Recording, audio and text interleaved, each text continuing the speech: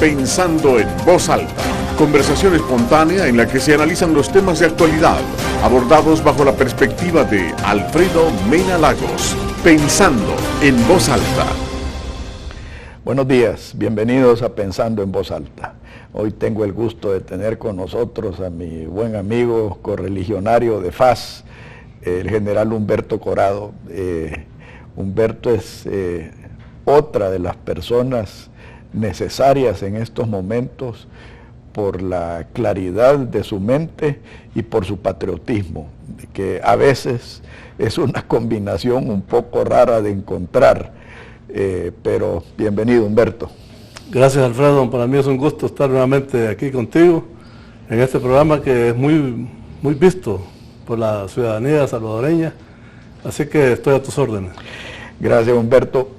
A mí me gustaría que empezáramos analizando la situación política, porque yo la encuentro bastante preocupante. Yo sé que tú hiciste un intento de involucrarte, lastimosamente no fructificó, pero a mí sí, yo creo que se está gestando aquí algo bien feo. Se está rompiendo la institucionalidad. Este nuevo fallo de la Corte Suprema de Justicia en contra del endeudamiento irresponsable que se está haciendo. Ya escuché yo a algunos personeros de la Asamblea ya como echando al pleito al Poder Ejecutivo y al Poder Legislativo en contra de los 4 magistrados de la Sala de lo Constitucional, que dicho sea de paso es el rayo de luz que todavía está iluminando este camino. Sí. Pero sí creo yo que se está gestando algo peligroso, Humberto. Sí, Alfredo, desafortunadamente tengo que compartir contigo esa opinión.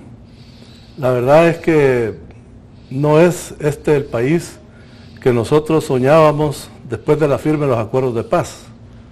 Se suponía que una vez finalizado el conflicto armado que tanto nos desgastó y tanto daño trajo al país, las diferentes fuerzas políticas y los nuevos protagonistas en la política nacional, que eran los que se incorporaban a la vida civil y legal, como los miembros del FMLN alzados en armas, creíamos que iban a poner de su parte para crear un país más seguro, más armónico, más desarrollado, en fin, que le diera bienestar a la población.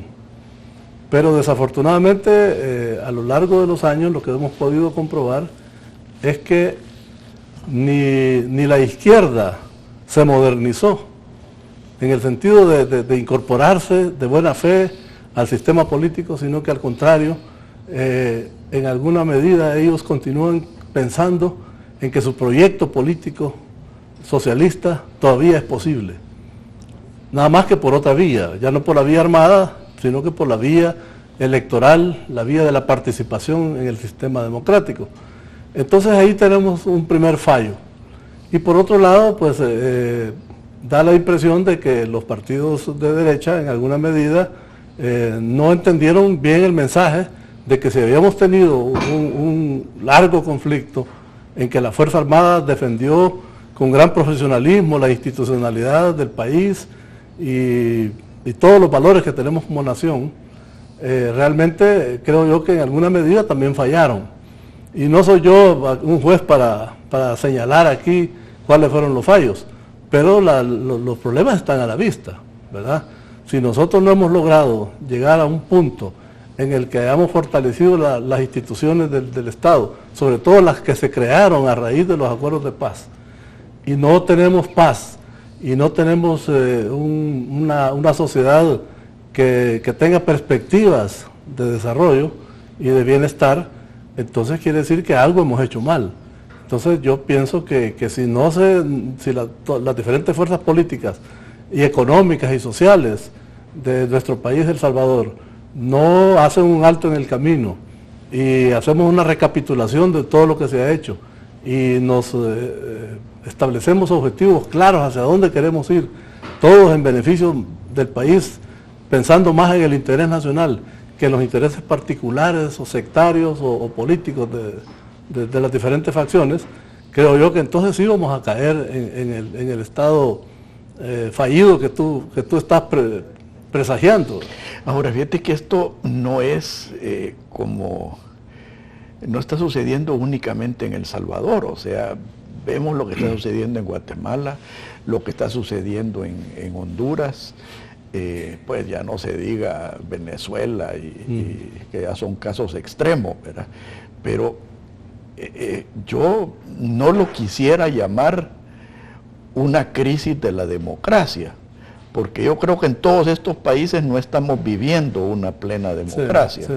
En el verdadero sentido de la palabra, sino que estamos viendo el Estado fallido generado por la partidocracia, que se ha vuelto una partidocracia de rapiña.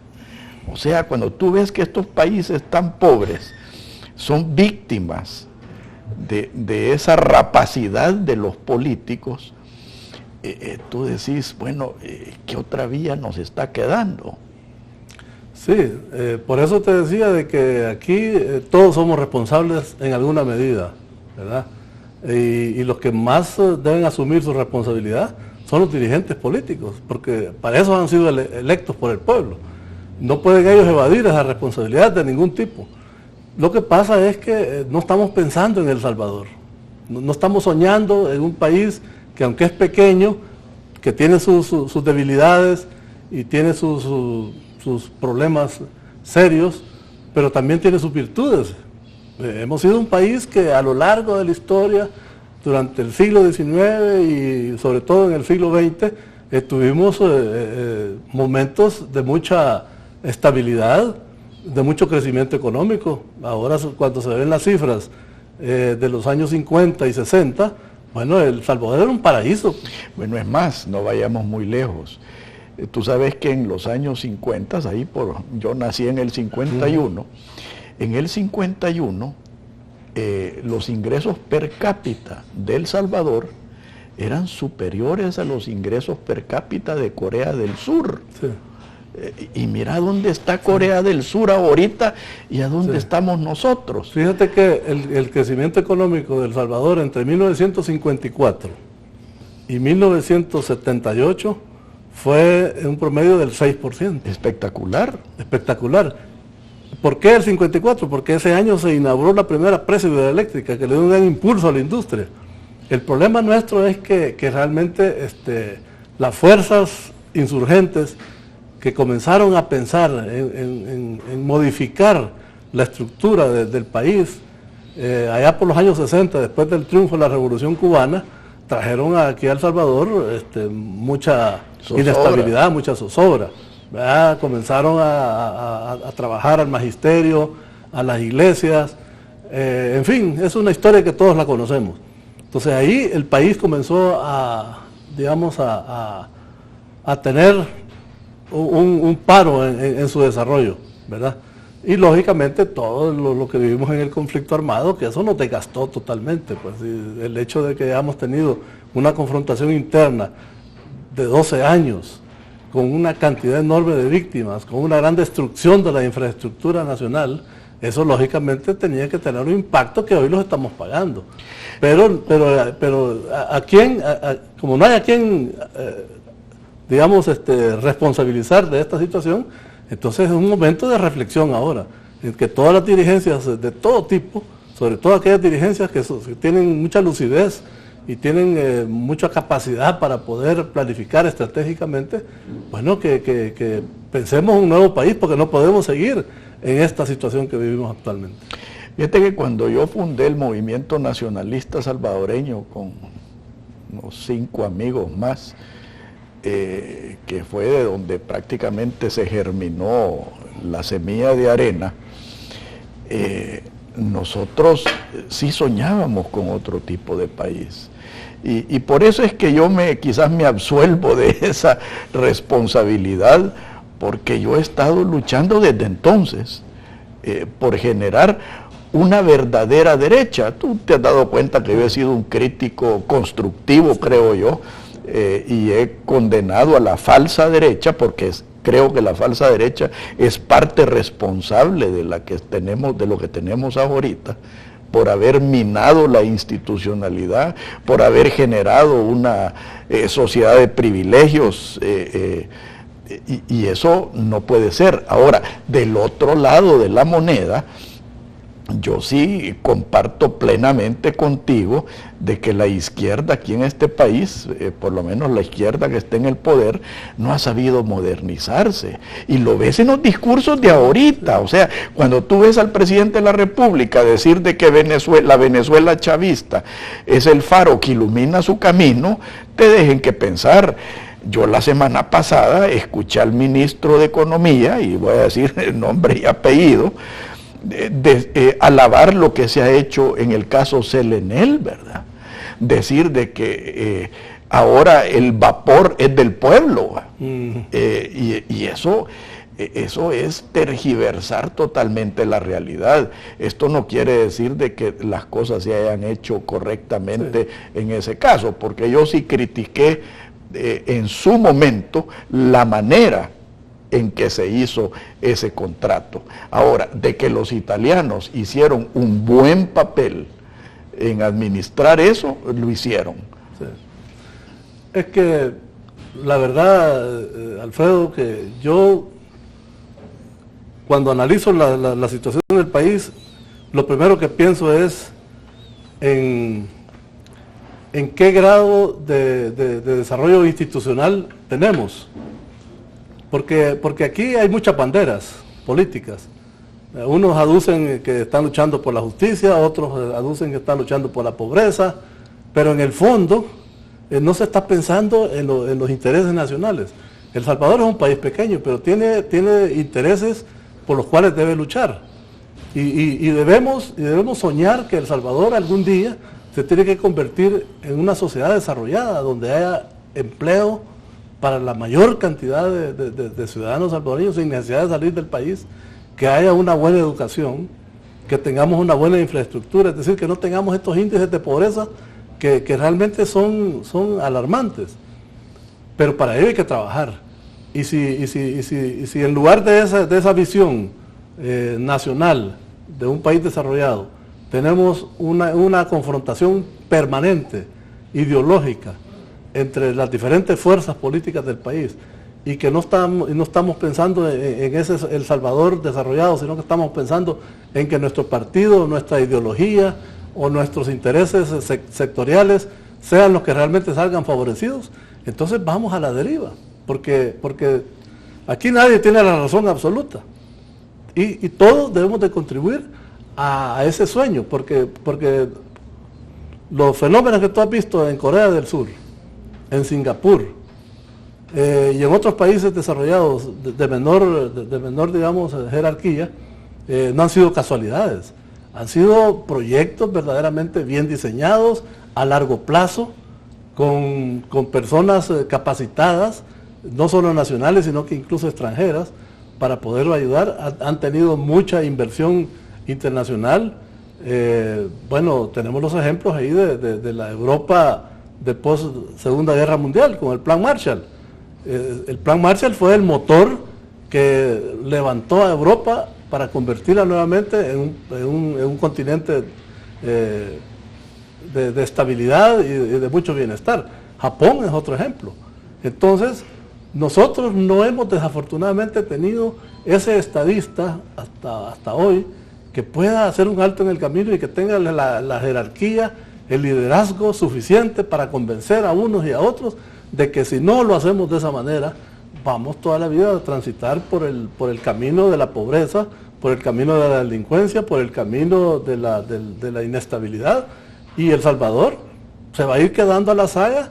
Si no, veamos los ejemplos que tenemos en la actualidad, ¿verdad? Ahí tenemos el puerto de la Unión abandonado, no podemos ampliar el aeropuerto internacional de Comalapa, cuando en los países vecinos se está haciendo todo lo contrario.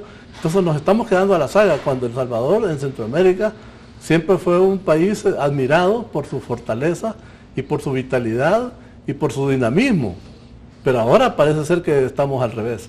Entonces yo creo, pues, que como te digo, que que si no hacemos un pacto de unidad nacional, pero sincero, las diferentes fuerzas, que tomando en cuenta sus diferentes puntos de vista, sus ideologías, nos despojemos de eso y pensemos en El Salvador, esta situación cada día va a ser peor. Mira, yo no es que esté abogando por nada, y aquí quiero hacer bien claro de que yo creo en la democracia, pero en la verdadera democracia. Sin embargo, yo creo que esta mala interpretación de la democracia que tenemos ahorita nos está llevando en el rumbo equivocado. O sea, tú mencionaste Singapur, ¿verdad? Singapur no se desarrolló en democracia. No. Corea del Sur tampoco. Chile en sus momentos de gloria tampoco. Entonces, como te digo, yo no es que esté abogando porque algo suceda, pero yo sí creo que vamos hacia el despeñadero. Sí, por eso, pero como nosotros ya transitamos esos caminos, ya tuvimos un conflicto que debió habernos dejado grandes lecciones y aparentemente no las hemos tomado. Entonces tenemos que buscar otra alternativa, otro curso de acción, ¿verdad? Tal vez un ente colegiado que asuma la dirigencia del país, que asesore, aunque haya un presidente electo por el pueblo, pero que haya un equipo verdaderamente patriota, capacitado en las diferentes áreas, sobre todo en el área económica y social, para que impulse un plan nacional de desarrollo. A eso me refiero. Aquí tenemos una gran cantidad de personas salvadoreños que viven acá, que son muy exitosos, que se han formado en el exterior, que perfectamente pueden contribuir, pero tiene que haber un ambiente de sinceridad. Tenemos que despojarnos un buen momento, tal vez una década, de las ideologías, de los intereses particulares para poder hacerlo. Y tenemos que calificar eso de exitoso, ¿verdad? Sí. Porque aquí hay algunos de los exitosos, entre comillas, que han adquirido el éxito explotando a este país, ¿verdad? Corrompiendo a la partidocracia, corrompiendo a los gobiernos, y eso no se vale. Sí, no, claro, o sea, por supuesto eso nos ha llevado precisamente a donde estamos.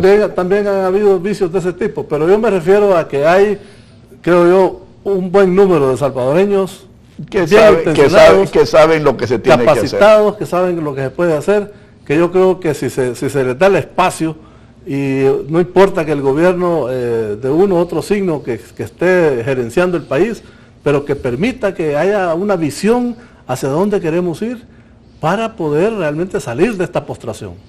En el próximo segmento quiero que analicemos lo que tú tal vez no lo has llamado por ese nombre, pero sí creo que describiste muy bien lo que se tiene que hacer.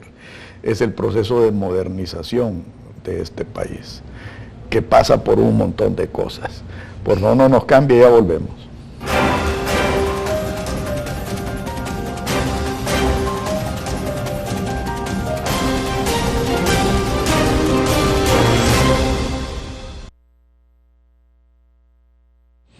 ¿Podemos hablar hoy? Sí, sí.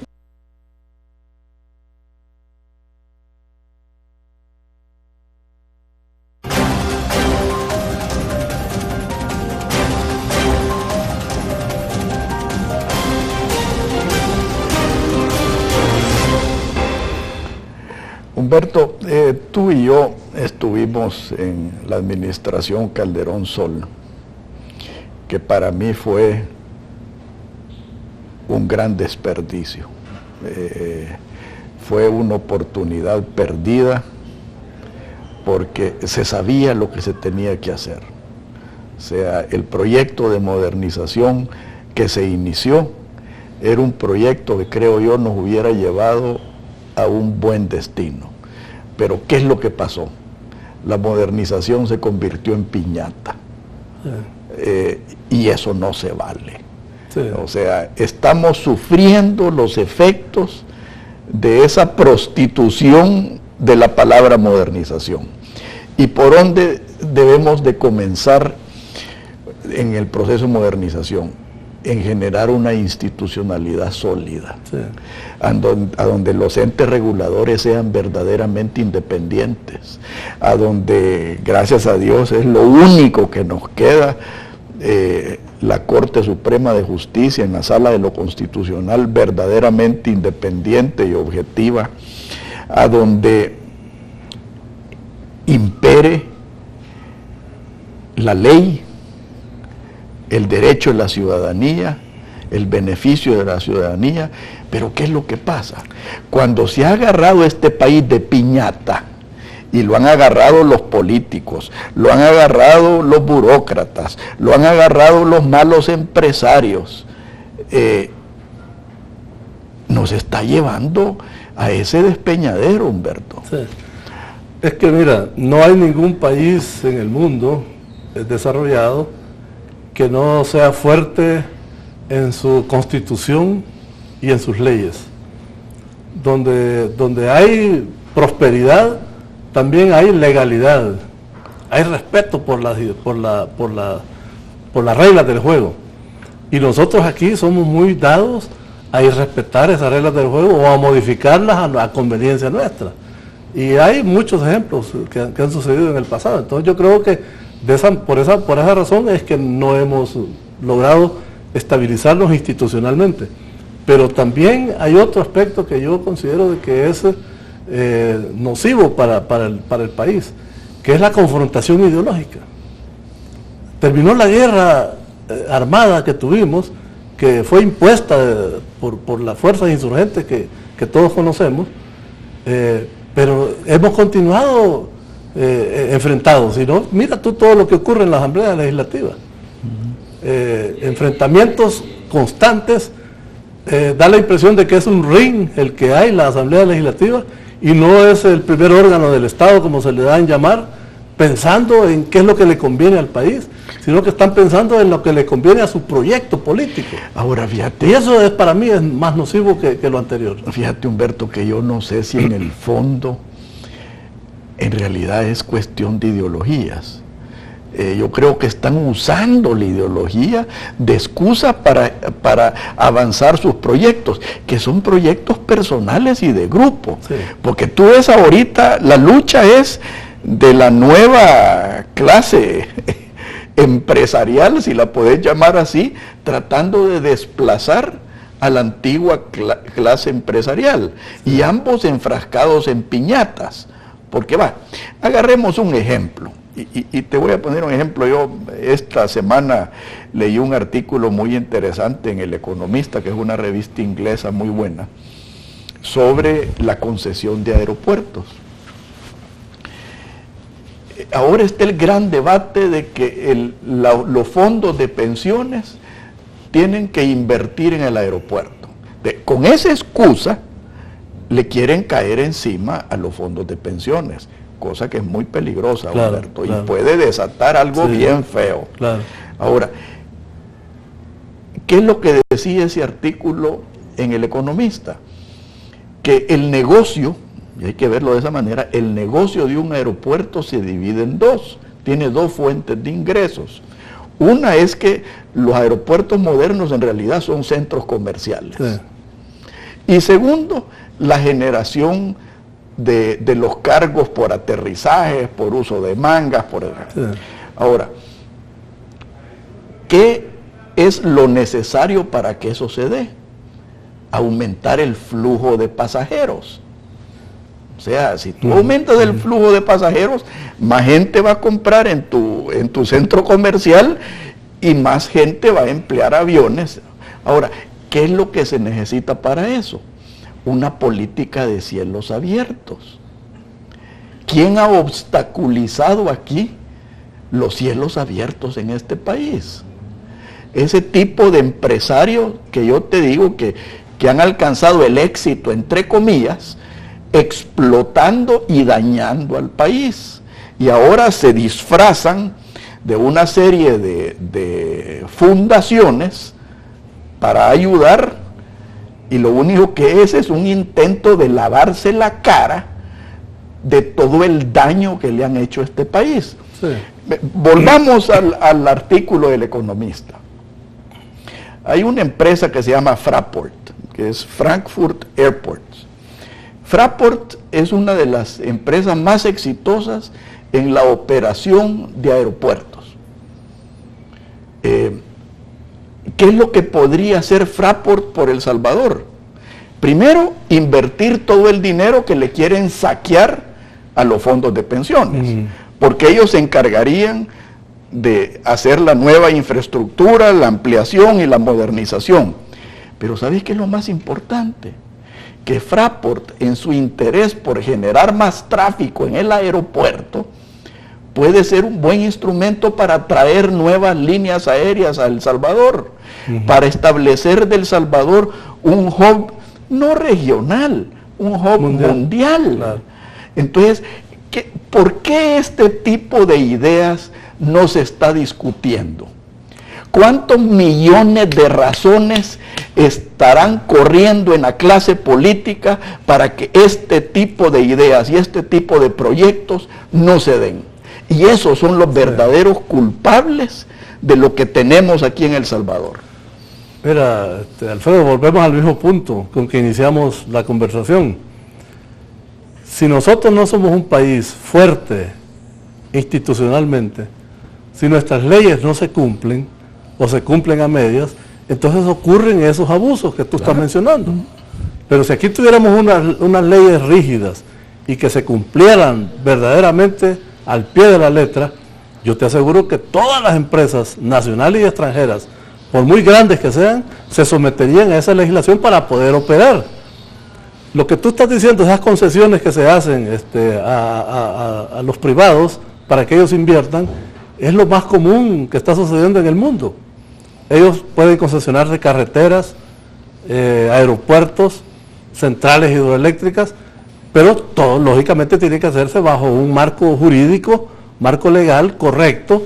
El Estado es el responsable de supervisar que no hayan abusos, porque lo primero que se piensa es que si se asigna pues a alguna empresa este tipo de negocios, ellos van a encarecer los servicios. Entonces hay que establecer desde el principio cuáles van a ser las reglas del juego para que el pueblo no salga perjudicado. Pero ¿qué vamos a tener? Vamos a tener buenas carreteras, buenos aeropuertos, y el Estado, que no tiene dinero para invertir en esa infraestructura, va a tener dinero para poder hacerse responsable de las otras áreas que son ineludibles, como son la seguridad, la defensa, la salud y la educación. Y tuviéramos puertos funcionando. Y es el próximo ejemplo que yo quisiera que analizáramos, Humberto. Hay una realidad de que el puerto de la Unión sin Honduras no es nada. Sí, correcto. Y aquí estamos peleándonos por la isla Conejo.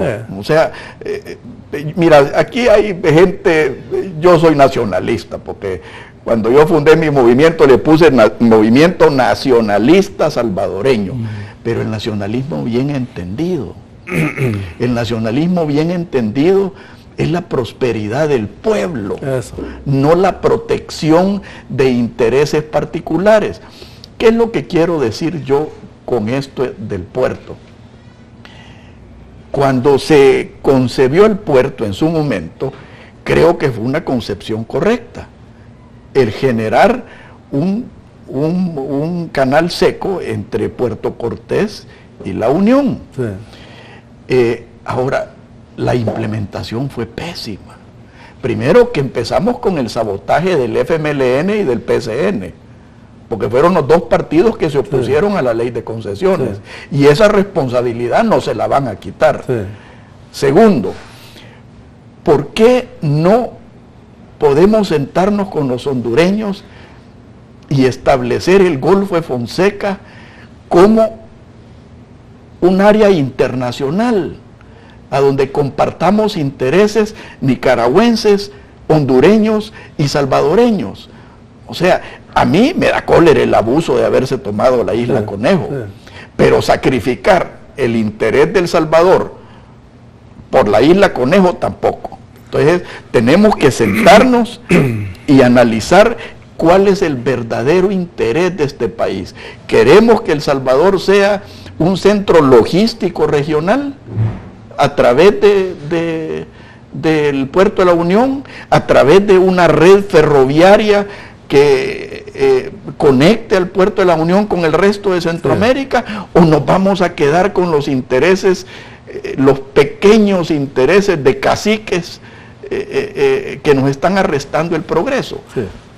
Mira, desde hace décadas se viene diciendo de que el Centroamérica, así como está en la actualidad, no es viable. No es viable. No es viable. En Europa nos ven como una pequeña región. Pequeña y ridícula, sí, región. Sí, pero ubicada estratégicamente. Claro, por supuesto. Ese es el gran valor de Centroamérica. Su ubicación geográfica es única, porque une los dos grandes continentes, Norteamérica y Sudamérica, y tiene el canal de Panamá como un referente que le da prestancia y le da presencia internacional mundial. Lo que pasa es que nos ha faltado visualizar la región entre todos para que cada país tenga aporte lo suyo y que todos nos beneficiemos. Lo que tú mencionabas, yo sé que con Honduras no es fácil negociar, pero se puede. Yo creo que ellos también tienen interés que nosotros les facilitemos a ellos su desarrollo y viceversa. Aquí yo veo muchas inversiones hondureñas, claro, y fuertes. Y salvadoreñas. Y salvadoreñas en Honduras. Sobre todo están entrando mucho en la banca. Están prácticamente copando la banca centroamericana. Y eso me parece a mí que es un buen síntoma para ellos, que les va a redituar progreso y desarrollo en su momento. Entonces, ¿por qué no hacer, digamos, de Centroamérica una región que se desarrolle en forma conjunta? Entonces, habrá muchos proyectos, ¿verdad? Y entonces veremos nosotros que los países centroamericanos, de esa manera unidos, comenzaremos a ser atractivos para la inversión internacional. Desde Europa nos ven como una región que tiene más de 400.000 kilómetros cuadrados de extensión. Somos 30 millones de habitantes, o más. O sea que somos un mercado ya que puede ser atractivo. Interesante, sí. Interesante, pero tenemos que organizarnos bien. Entonces yo considero de que por ahí anda la situación también, de que los regionalismos están obstaculizando el normal desarrollo de la región y de cada uno de los países que desafortunadamente no fuimos capaces de mantener pues la República Federal de Centroamérica, que era como nacimos a la institucionalidad internacional y que debimos habernos mantenido de esa manera.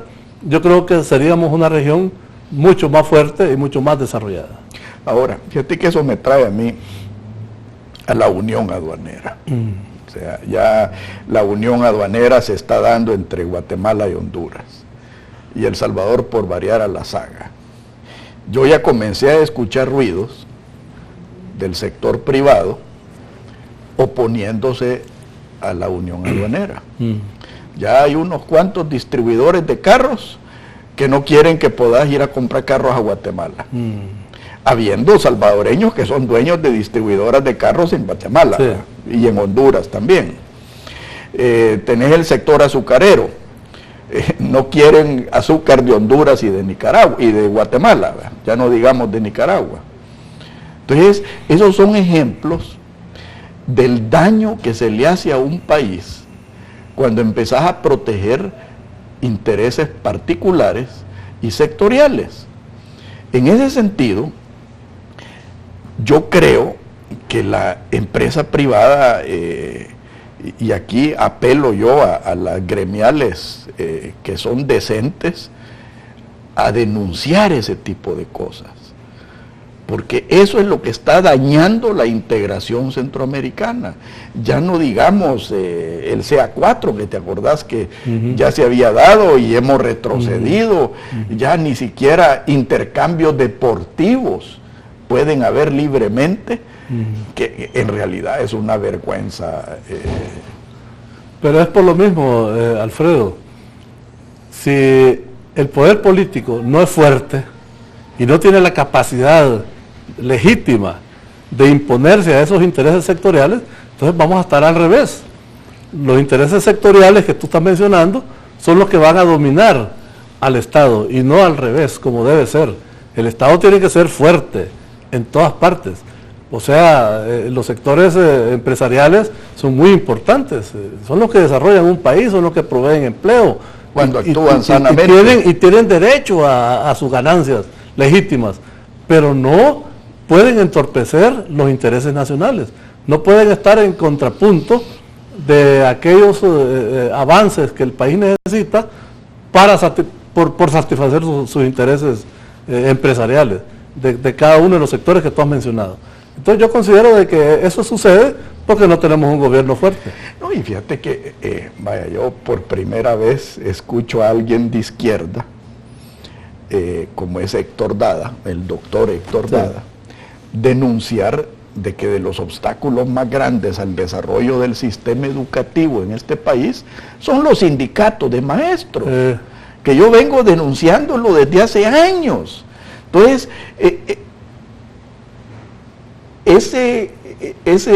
¿cómo te podría decir esa palabra? Ese sabotaje al desarrollo viene de ambos lados, producto de lo que tú estás diciendo, una institucionalidad débil y falta del Estado de Derecho. En el próximo segmento, Humberto, quiero que analicemos quizás una de las amenazas más grandes que se están cirniendo sobre nuestra sociedad, y es la seguridad. Bueno. Por favor, no nos cambie, ya volvemos.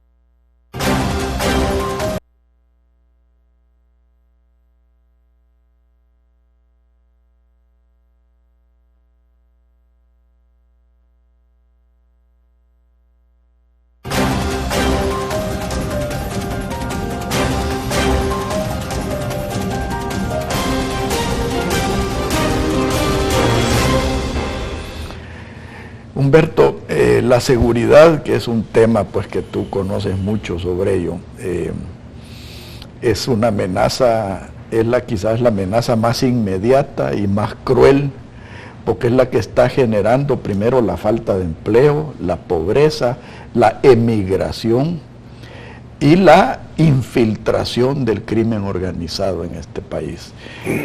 ¿Cuál es tu análisis en ese sentido? Bueno, realmente es el primer problema del país, más que la economía, que está íntimamente ligada, por supuesto, a la seguridad.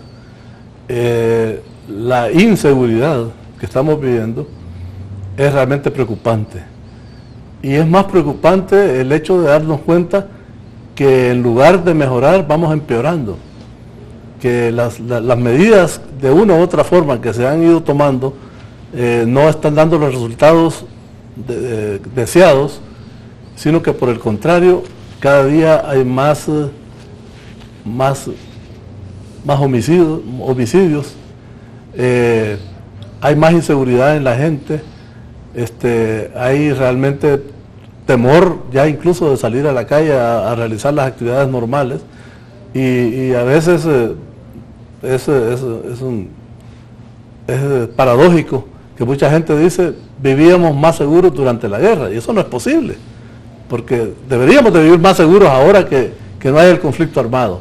Pero claro, la delincuencia es tan alta que realmente está socavando a la sociedad y está desbordando a las instituciones encargadas de combatirla.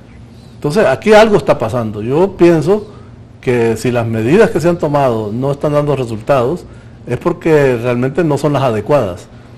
Y considero que el gobierno tiene la gran responsabilidad de asumir realmente este reto y tratar de combatirlo como debe ser. Porque este problema de la seguridad, pues lógicamente tiene sus antecedentes, ¿verdad? Y los ubicamos claramente durante las negociaciones de los acuerdos de paz, donde se suprimió la seguridad pública a cargo de la Fuerza Armada, se eliminaron los cuerpos de seguridad, y eso lógicamente creó un vacío que la delincuencia lo aprovechó para desarrollarse. Por otro lado, considero que el instrumento policial que tenemos La PNC en alguna medida yo veo que hacen algunos esfuerzos para contrarrestar la delincuencia, pero por momentos a mí me desilusiona la PNC.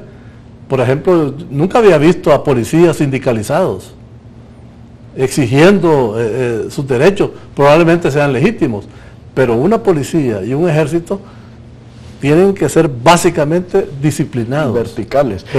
Ahora, jerarquizados, porque si pierdes eso, entonces has perdido la razón de ser y su desempeño realmente no va a ser adecuado para la misión que tienen que cumplir. Ahora, pecados de gestión, o de génesis, la politización de la policía, sí. O sea, eso de haber puesto cuotas de poder entre guerrilleros y no guerrilleros y neutros, y eso ha generado serios problemas. Sí. A mí, te digo, yo no creo en los sindicatos, especialmente como se conciben aquí en estos países, pero las quejas son legítimas. O sea, cuando yo veo a la clase política enriquecerse y despilfarrar el dinero de la gente y ver radiopatrullas que no tienen gasolina, el otro día, yo no sé, a mí me dieron ganas de llorar cuando leí de que un destacamento de la policía estaba rifando un ventilador para reparar un radiopatrulla. O sea, eso, fíjate que yo no soy policía, pero a mí me enerva ese tipo de injusticias. Entonces, ¿cómo le podés pedir a la policía que arriesgue su vida cuando ves que se burlan de ellos? Porque sí, es una burla. Sí, sí, desafortunadamente en la PNC hay todo tipo de problemas, ¿verdad? Desde lo que tú estás mencionando, de su estructuración original, porque realmente cuando se negociaron los acuerdos de paz, yo tengo la impresión de que las concesiones que se dieron al FMLN, que en algún momento las consideré excesivas para lograr la paz, fueron más pensando en protegerlos a ellos, en proteger su ideología y su futura participación política, pensando más en ellos que en El Salvador. Y debe haber sido al revés. El Salvador es primero, después vienen los intereses políticos e ideológicos. Pero aquí hicimos al revés. Entonces, lo ideal hubiera sido, si bien es cierto, darle alguna participación a los antiguos combatientes del FMLN en alguna forma en la seguridad pública, pero que no asumieran ellos directamente la responsabilidad, sino que los antiguos cuerpos de seguridad se pudieron haber conformado en un solo cuerpo policial a nivel nacional, con experiencia, debidamente depurado, con mandos experimentados, y para que no hubiera ese vacío, y incorporar también a los miembros antiguos miembros del FMLN, para que ellos se pudieran capacitar y que tuvieran la mística de trabajo que ya tenían los antiguos cuerpos de seguridad para poder desempeñar su misión.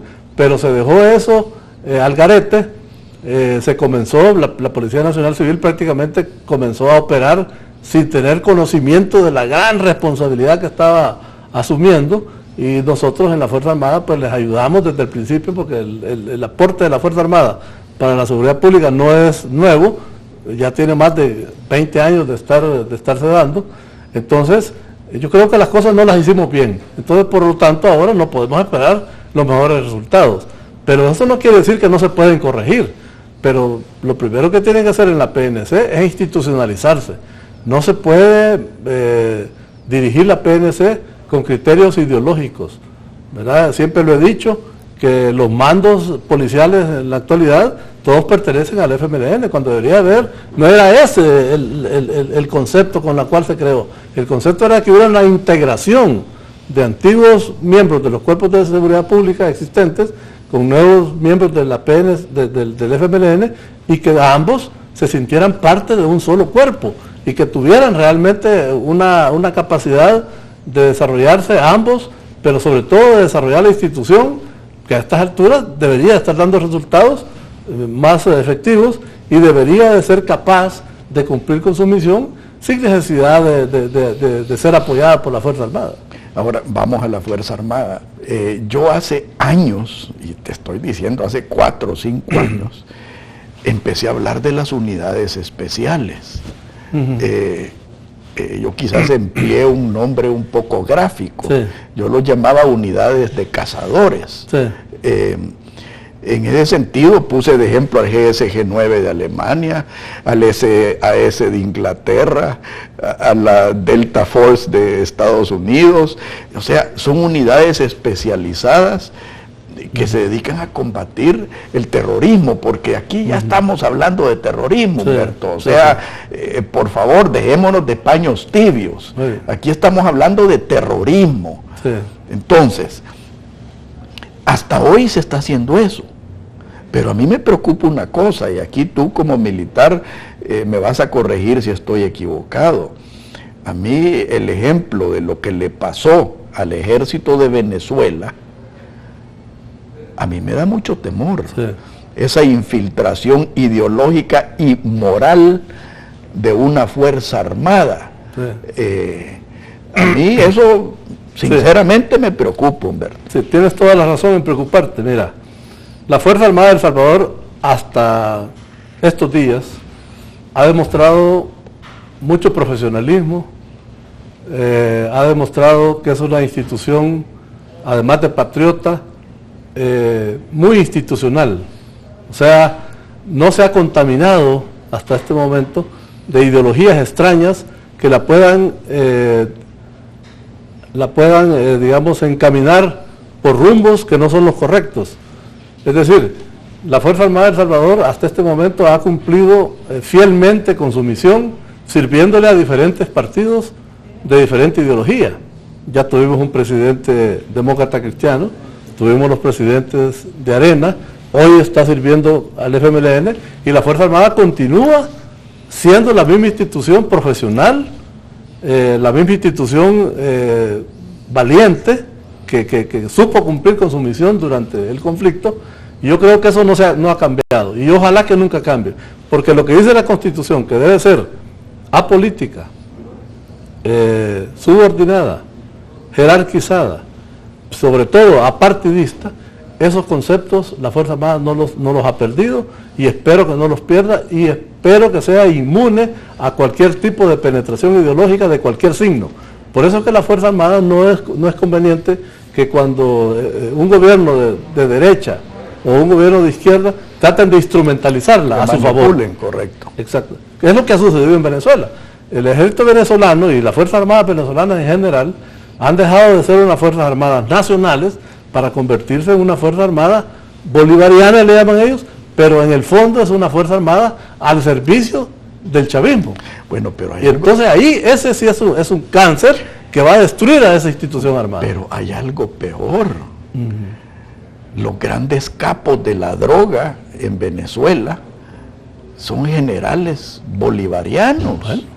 O sea, esa podredumbre que mina a cualquier ejército. No solo al ejército, al país. Pues sí, pero el ejército debe ser el dique de contención. Los ejércitos son realmente el sostén. El sostén, de cualquier país. De cualquier país. No le demos vuelta a la cosa. Es así. No hay ninguna ley que sea efectiva si no tiene un respaldo militar o policial detrás. No funciona. Entonces, ese ejército venezolano, si se contamina con el narcotráfico, además de que ya ideológicamente ya no es lo que fue en el pasado, entonces lógicamente ya no funciona, ya no sirve para Venezuela. Y Venezuela se va a terminar convirtiendo en una dictadura chavista. Ya es. O le va a costar mucha sangre volver a recuperar su institucionalidad y volver a hacer lo que fue en su momento como un ejemplo de las democracias latinoamericanas, porque mientras en los demás países suramericanos habían gobiernos, digamos que llamados dictatoriales, Venezuela era un ejemplo de democracia. Desafortunadamente cayó en manos del populismo y del chavismo especialmente, que y del narcotráfico. Yo estoy sorprendido cómo es que esa democracia tan fuerte que yo conocí y tan consciente el pueblo venezolano de sus derechos y de sus deberes cívicos, permitió que esa dictadura bolivariana se fuera enquistando y tengamos ahora un país postrado cuando debería ser totalmente lo contrario. Venezuela es un país rico, un país educado, allí prácticamente el analfabetismo no existe y realmente debería tener un mejor destino, pero en manos de gente inescrupulosa que solamente piensa en su bienestar, en su ideología y en manipular a las masas a su favor, entonces tenemos el ejemplo de un país postrado. Bueno, no vayamos muy lejos, eso ya había sucedido antes. Veamos a la Alemania nazi, cómo el partido nazi corrompió a las Fuerzas Armadas. ¿Sí? O sea, y terminó siendo el principal enemigo del pueblo alemán, ¿verdad? Por eso te digo que las Fuerzas Armadas hay que respetarlas en su naturaleza, y la Fuerza Armada va a dar un buen servicio a cambio de que se le respete su estructura, de que se le respete su institucionalidad y todas sus leyes y reglamentos que la rigen, porque las leyes militares están pensadas precisamente para que la Fuerza Armada se constituya en el principal instrumento de defensa del país, de cualquier país, sobre todo un país democrático. No hay ninguna democracia en el mundo que no tenga unas Fuerzas Armadas verdaderamente profesionales. Ahora la pregunta del millón, Humberto, ¿qué se puede hacer para que eso no suceda aquí en El Salvador? Bueno, en primer lugar, un llamado a los políticos a no abusar de la institución, ¿verdad? No pretender ponerla a su servicio, sino que dejarla tal como está para que le sirva a El Salvador, no al partido político en el gobierno, que es circunstancial. Aquí, y a la democracia, por supuesto, no a la partidocracia. Al sistema, a la Constitución. La Fuerza Armada se debe a la Constitución que nos rige. La Constitución dice claramente cómo es el país, cuál es su sistema político y dice cómo es la Fuerza Armada. Eso hay que respetarlo. Bueno, ya se nos acabó el tiempo, Humberto. Yo creo que hemos dejado cosas en el tintero. La lucha es larga. Vamos a seguir platicando porque, como dije al principio del programa, tú tienes esas mentes claras que son tan necesarias en estos momentos. Gracias por la invitación, Alfredo, y ojalá pues que nuestro querido país, El Salvador, realmente salga de esta gran encrucijada en que estamos y que esta crisis nos sirva para crear un país que sea digno de nuestros antepasados y que realmente volvamos a sentirnos orgullosos de ser salvadoreños. Pero especialmente que sea digno de nuestros hijos. Exactamente. Por favor, que Dios los bendiga a todos. Muy buenos días. Esto fue Pensando en Voz Alta, conversación espontánea en la que se analizan los temas de actualidad, abordados bajo la perspectiva de Alfredo Mena Lagos. Pensando en Voz Alta.